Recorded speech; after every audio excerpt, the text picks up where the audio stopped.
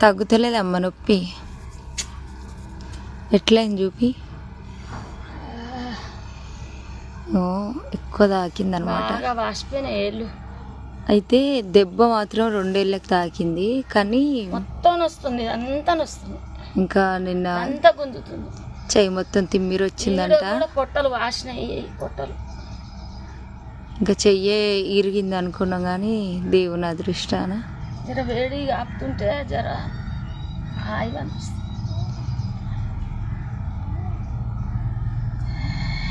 అయ్యో, ఉన్నది ఉండగా లేనిది ఒకటి అయిందనమాట. నా బాధ ఇట్లుండగానే అమ్మకైతే ఇట్లా జరిగింది.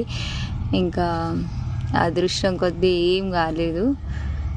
షుగర్ ఉంది నాకు, పానం తట్టుకోలేకపోతుంది, దెబ్బకు గడగడ వణుకుతుంది.